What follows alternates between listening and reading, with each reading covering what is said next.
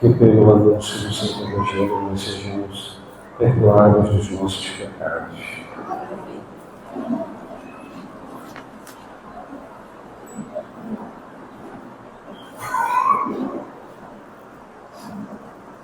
Imaginemos que alguém necessitasse encontrar Jesus e a providência divina determinasse, designasse que isto fosse feito através de nós.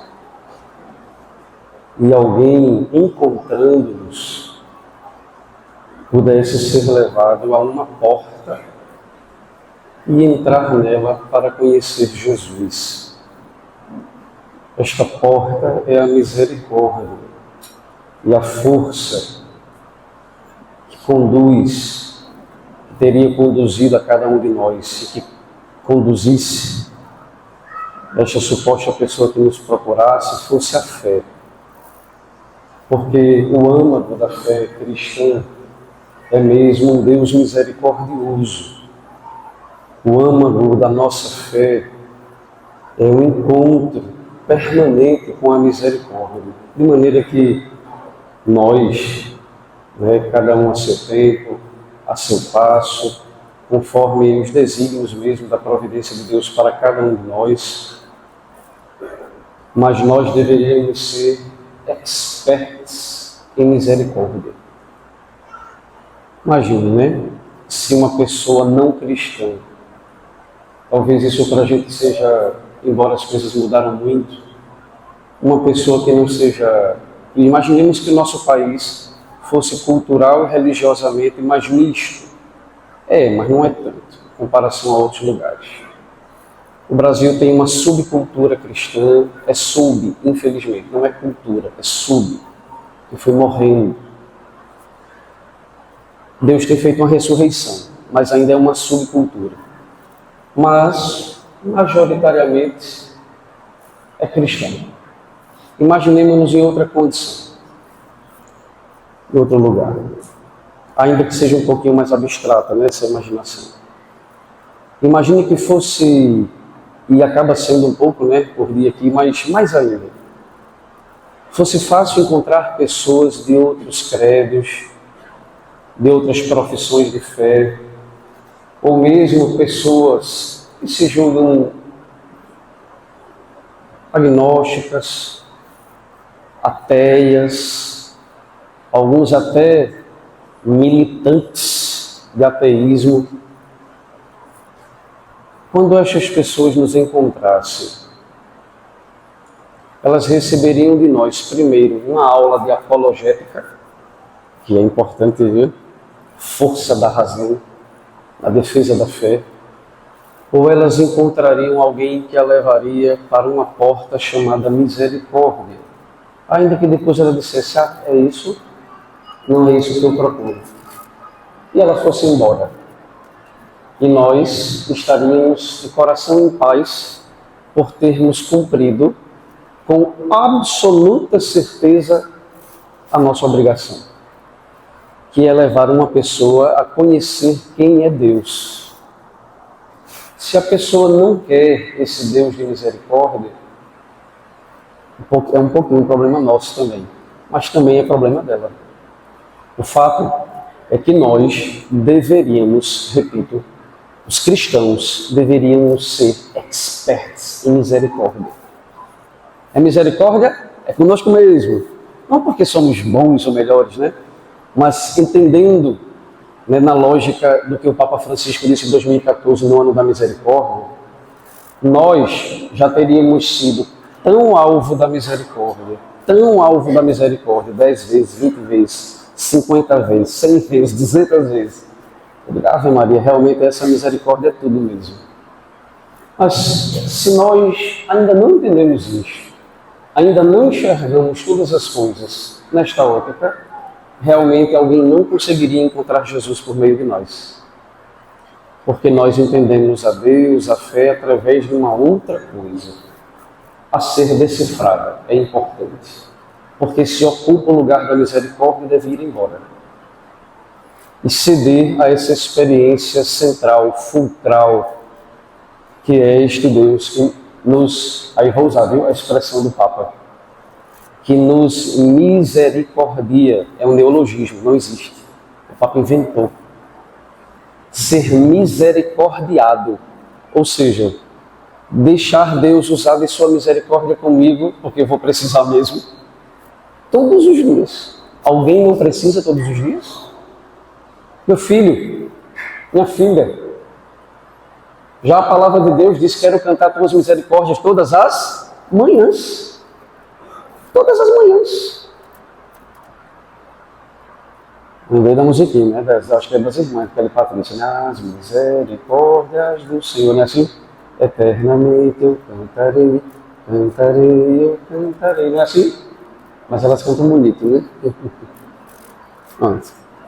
Todas as manhãs, aí de fato nós seríamos expertos. As pessoas, e aqui não estou querendo, né? Aqui não quero reduzir de maneira alguma, nunca quererei ser leviano, que uma pincelada, uma possibilidade. Talvez algumas pessoas não nos procurem, que somos católicos, que somos cristãos, porque não enxergam alguma pulsação, algum raio de luz,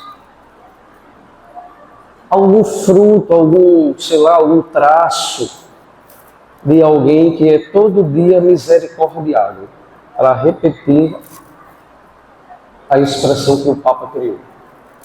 Rapaz, misericordiado. Eu me sinto todo dia que Deus tem misericórdia de mim. Eu acordei, essas coisas que a gente partilha.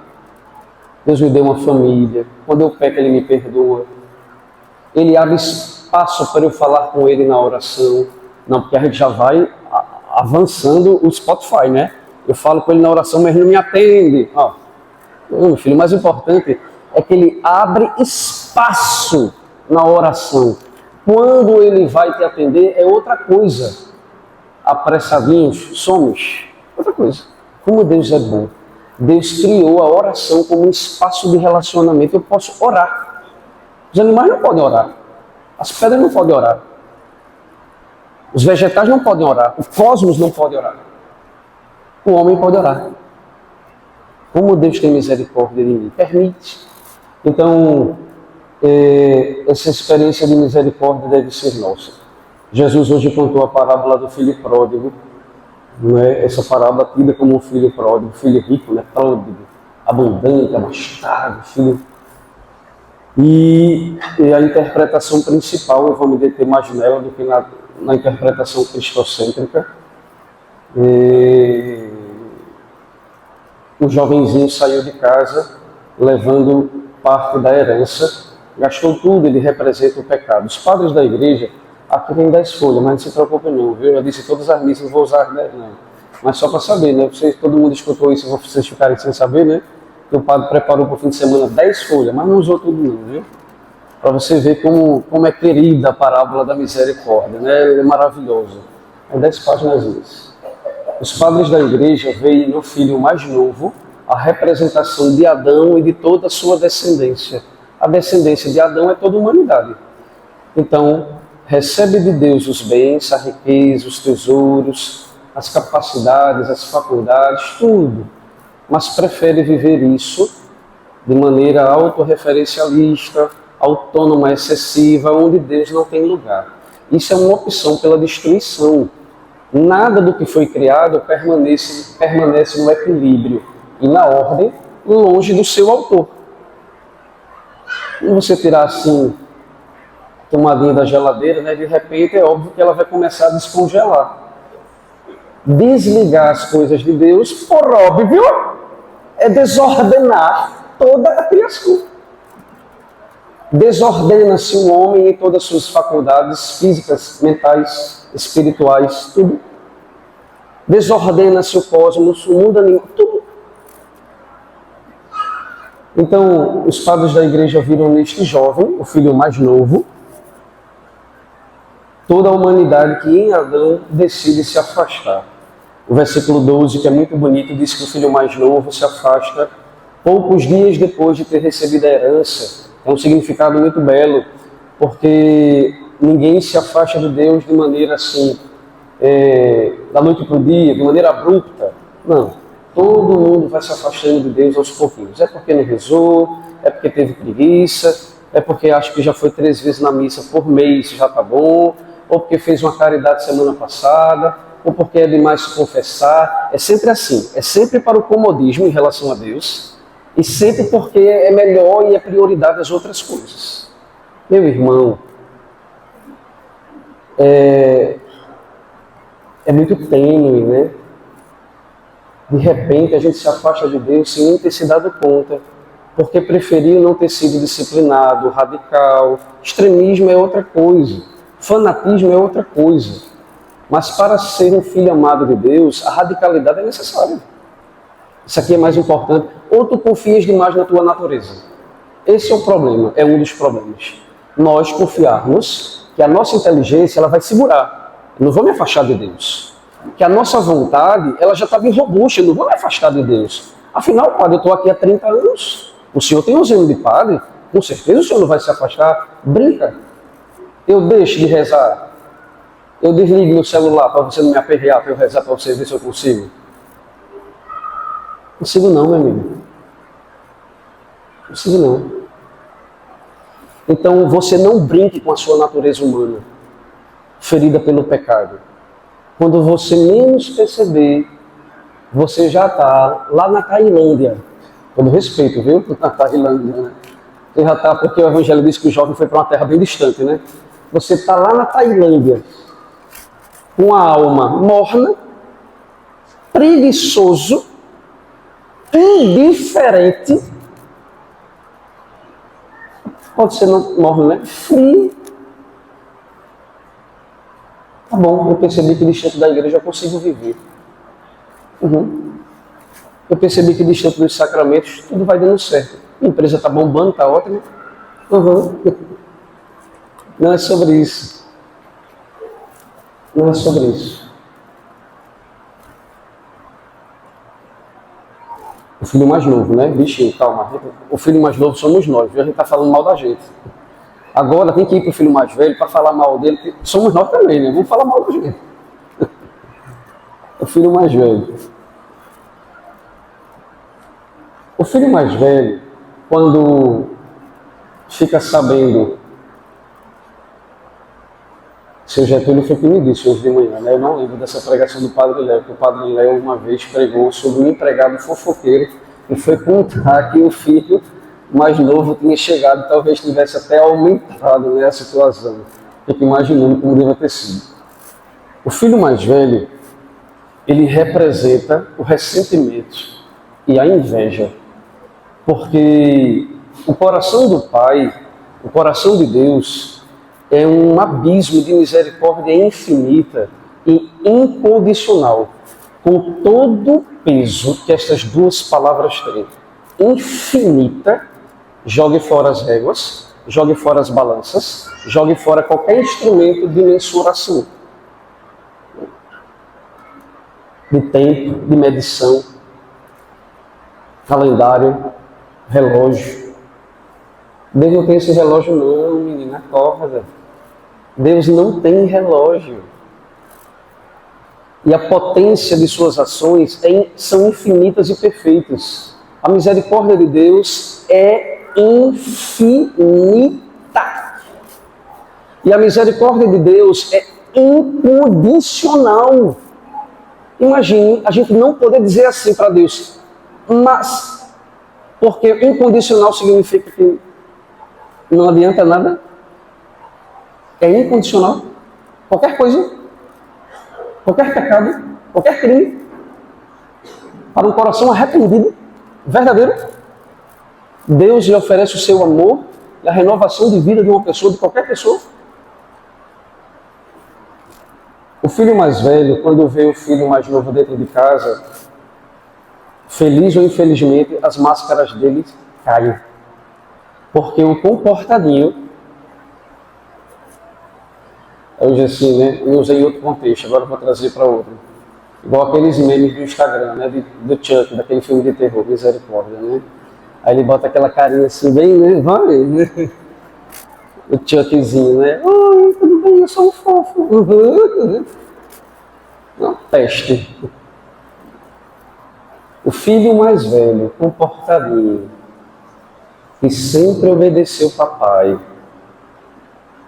que sempre fez tudo o que papai quis, nunca errou, exemplar, tinha algo perverso escondido, que só caiu quando a providência divina colocou todo mundo numa encruzilhada assim, em que a misericórdia precisava ser escolhida. Quando a misericórdia precisou ser revelada e escolhida, aquela falsa justiça cai. Aquela falsa justiça cai. A medida da justiça humana caiu. Porque dentro dele havia a presença de um fortíssimo ressentimento e de inveja. O filho mais velho, aqui eu botei, né, mandei tirar o quadro de Rembrandt, não, né? Queria eu, olha, ele já pensou milionário blindado assim o quadro, né? Representação do quadro de Rembrandt. Mandei colocar ali essa cópia do quadro de Rembrandt, O Retorno do Filho Pródigo, e nós vemos o filho mais velho, uma postura ereta, sisuda, fechada, enquanto as mãos do pai estão abertas, amando, restaurando, curando, elevando profundamente o seu filho, o irmão está fechado, mãos abertas, mão fechada, mãos abertas, mão fechada. E o corpo do pai inclinado, e o corpo do irmão mais velho ereto. Inclinação, né? E por pereto, inclinação e por pereto. Toda essa justiça aqui era uma medida tacanha, fútil, incompleta e mentirosa. Porque ele joga na cara do pai que o pai nunca tinha lhe dado nada, blá, blá, blá, blá. Porque ele não se sentia filho, mas se sentia um empregado. E, na verdade, o pai lhe diz que tudo pertence a eles, em comum. Mas ele não se portava assim. Vou fazer umas citações de Henri Nouwen. Henri Nouwen, assim como Rembrandt, um holandês, mas Rembrandt é do século XVII, e Henri Nouwen é um padre do século XX, morreu agora, em 1996. Ele escreveu um pequeno livro chamado O Retorno do Filho Pródigo. É pequeno, mas muito profundo. Quem quiser rezar com ele, fazer um retiro, olha, dá para fazer um retiro com cada pessoa da parábola. Vou fazer um retiro só com o filho mais novo. Pronto, tu já sai todo rasgado, arregaçado assim, né?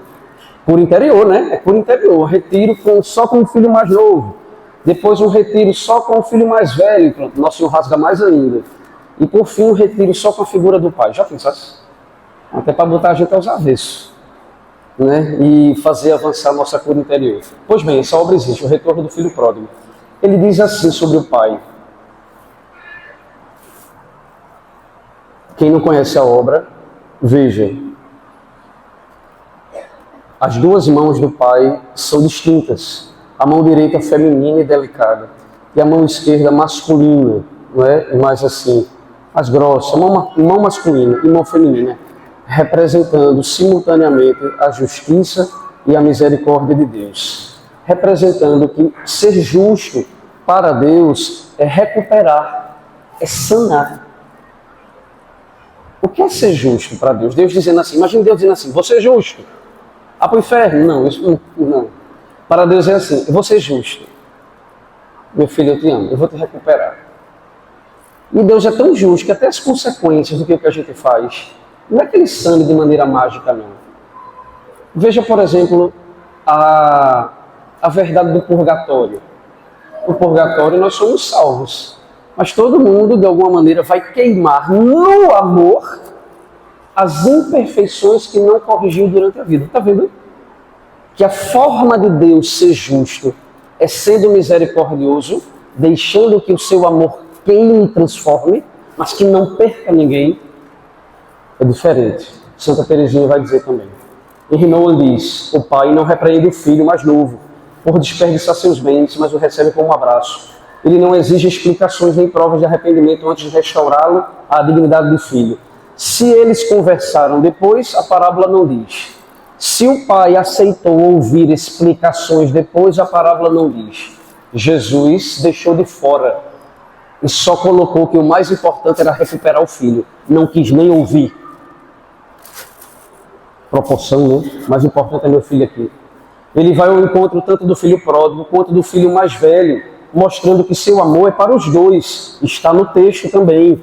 Quando o filho mais novo ia voltar, o pai já estava de longe. Quando o viu chegar, se aproximar, correu abraçando-o. E que expressão bonita, não é? No Evangelho. Cobrindo-o de beijos, né?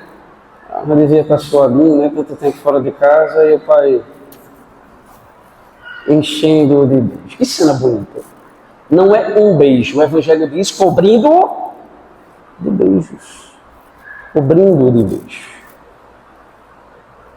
E quando o filho, ressentido e invejoso, também não quer entrar, o pai não demonstra raiva. O pai sai para procurá-lo da mesma maneira que ele saiu para procurar o outro. Não trata os dois, trata. O ruim é o mais velho mesmo. Você resumir a homilia, seria quase isso, né? O ruim é o mais velho mesmo. Vocês passaram a vida toda pensando que era o pródigo, o pecador. É não. Sabe o que Renoa diz? Renoa diz assim, nem sempre é o pecado que é obstáculo à nossa jornada para Deus, mas à nossa justiça própria. Que forte! Porque a gente sabe que o pecado é, sim, um obstáculo para Deus. Mas Henry Nouwen diz que a própria justiça é pior ainda. No fundo, todo mundo passou jurando, né, quando ouvia a parábola do filho pródigo, né, às vezes o subconsciente metendo o pau no filho mais novo. Meu filho, o pior mesmo é o mais velho. Você que tem medidas de muita justiça própria, né? Não. Fim. O abraço do pai é materno e paterno. O abraço do pai é transformador. O abraço do pai gera intimidade. O abraço do pai amadurece o filho. O abraço do pai é compaixão e perdão. O abraço do pai é entrega e generosidade. O pai não é só aquele a quem nós vamos para receber misericórdia. Portanto, dizer, o pai também é uma meta de jornada espiritual. É verdade que na vida nós somos um pouco de todos, sobretudo dos filhos. Mas a meta da jornada cristã, isso faz conexão com o início da homilia. A meta da jornada cristã é se tornar como o pai. E não só passar a vida inteira fazendo da religião um lugar de consumo. Peco, me dê misericórdia. Mas nunca se transforma. Mas nunca se torne semelhante a Deus. Vai, consome a missa, consome a confissão, consome a oração, consome a vida pastoral, consome não sei o quê, mas nunca fica parecido com o pai. É sempre o filho mais velho ou novo, sempre o filho mais velho ou novo. Então, nós temos uma finalidade de vida espiritual. Palavras de Jesus, não minhas, nem de Renoa, nem de Rembrandt, nem de ninguém, de Jesus. Sede misericordiosos como o Pai é misericordioso. Deu para entender porque a homilia começou assim? Quem nos encontrasse deveria encontrar alguém credenciado para experimentar, falar, partilhar, viver tudo que diz respeito a uma coisa chamada miséria. Eu encontrei um cristão, ele deve saber de misericórdia alguma coisa. Como é? É isso. Sede misericordiosos como o Pai. O Pai é, de fato, a meta da jornada. Por fim, vou citar Santa Teresinha. Que diante de uma parábola dessa, né? O juízo vai um pedacinho embora, viu? Que, meu Deus, é muito... Eu tenho que chamar algum santo aqui para ajudar, né? Veio um pintor, veio um autor moderno, em Renoa, aí eu disse, não, vai vir Santa Teresinha, vem cá, mulher, né? Ajude aqui. Então, para Santa Teresinha, como já disse, misericórdia e justiça são a mesma coisa. Diz ela, o que agrada a Deus em minha pequena alma é que eu ame a minha pequenez e a minha pobreza. É a esperança cega que tenho em sua misericórdia. Aqui, Teresinha se alinha ao ensinamento do Evangelho de que Deus exalta os humildes e dá graça aos pequenos. Para ela, a justiça de Deus não condena, mas levanta aqueles que reconhecem suas fragilidades. Em uma de suas cartas, ela usa a imagem de um pai que levanta seu filho quando ele cai. Se um pai amoroso vê seu filhinho no chão, ferido por uma queda, ele não vai castigá-lo, mas sim pegá-lo nos braços, curá-lo e consolá-lo. Para Teresinha, essa é a verdadeira justiça de Deus. Ele não busca castigar, mas curar. Se um pecador cai, Deus não o rejeita, mas o levanta com amor. Mesmo que eu tivesse cometido, diz ela, todos os pecados, todos os crimes possíveis, ainda assim teria a mesma confiança no Pai. Sinto que essa multidão de ofensas que tivesse cometido seria como uma gota de água lançada no braseiro ardente do amor. O amor e a misericórdia de Deus são infinitamente maiores do que aquele pecado humano. Vou finalizar com um exemplo que a gente, padre, vive em relação a vocês e que a gente vive também uns com os outros, né? Eu me confessei ontem pela manhã com o meu confessor, como é bom. Tá limpinho, viu? Não me faça pecar não, pelo amor de Deus, viu? Como é bom. Olha, é tão bom ser padre, se vocês soubessem. Mas é chocante também. É estarrecedor. É estarrecedor. Olha para o confessionário, por favor. Está vendo o confessionário nosso, né? Ninguém, com todo respeito, eu até disse de manhã, né? A quem é da área da justiça, quem advoga, aos magistrados, promotores, o que for. Vocês nunca saberão o que é sentar ali. E ter recebido da igreja um sacramento da ordem, sabendo que é um potinho de miséria, pecador, e sentar ali em persona Cristo, sentar ali como um Deus, sem ser Deus, a pessoa. Só Jesus para segurar a razão do ser humano, para não ficar doido, né? A grandeza disso. Sentar ali como Deus, sem ser Deus, e dizer a alguém que cometeu horrores de adultério, que roubou, que bateu excessivamente, e ter que dizer-lhe, é claro, palavras firmes, corretivas, não esconder a gravidade do seu pecado, e no final, se ele me garante que está arrependido, eu ser obrigado, mas eu digo assim, de coração feito, eu digo assim, porque o sacramento é para perdoar, não para reter. A retenção do perdão, Jesus também deu esse poder à igreja, não absolva. É se a pessoa não tiver arrependida. Mas se a pessoa tiver arrependida, que graças a Deus é a maioria das vezes, eu conto poucas vezes que eu não absolvi, que eu retive, e ainda retenho para um tempo, né? Diga assim, olha, cuide disso, peça ao Espírito Santo para se arrepender disso. Em um mês a pessoa voltar já tocada pela graça, né? Enfim. Você não sabe o que é sentar ali e experimentar, dar ao ser humano a oportunidade de receber de novo as riquezas divinas. Aqueles bens que foram gastos. Ninguém sabe. E aqui o foco não é o sacerdócio hoje, né? Mas acredito que era oportuno dizer isso. Porque uma das experiências mais fortes da nossa fé não é a confissão. Não tem mérito. Ninguém chega com mérito. Alguém vai se confessar com mérito? Não, então. Alguém vai se batizar. Quando alguém chega, até uma criancinha que chega, ela não tem pecado porque não cometeu, mas tem pecado original, né? Ela tem o que para apresentar a Deus? O pirralhinho. Não tem nada. Ela recebe de Deus misericórdia, não é isso? Se torna filho por misericórdia. Ai, a bichinha, é o bichinho mesmo. Mas ela vai receber de Deus a primeira misericórdia. Qual é? Se tornar filho? Deus. E a Eucaristia? Todo domingo Deus está nos altares das igrejas do mundo inteiro, católicas. Protestante não está não. Está só na palavra. É só leite. Aqui não. Aqui Deus está na Eucaristia todos os domingos. Como é o nome disso? Então, meu amigo, se eu pudesse fazer isso, eu diria assim, vem aqui, eu vou te colocar uma estola no teu pescoço. Tu vai sentar ali, vais ouvir os pecados dos teus irmãos e no final tu vais ver o que é que um padre sente no coração. Sente o raio da misericórdia de Deus passando, rasgando por ele para chegar no outro. Por isso, nunca peça ao seu pároco, isso aqui nem é direta não, porque se o paróquio não é direta mesmo, né?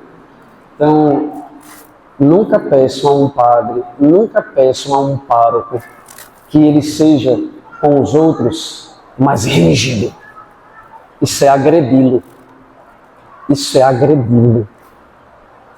Você pode, né, compartilhar assim, se precisar orientar mais, firmeza todo mundo tem que ter, mas supor que um padre precise, para que as pessoas se portem, ou se convertam, ou que ele seja rígido, é assassinar a sua identificação com Jesus Cristo.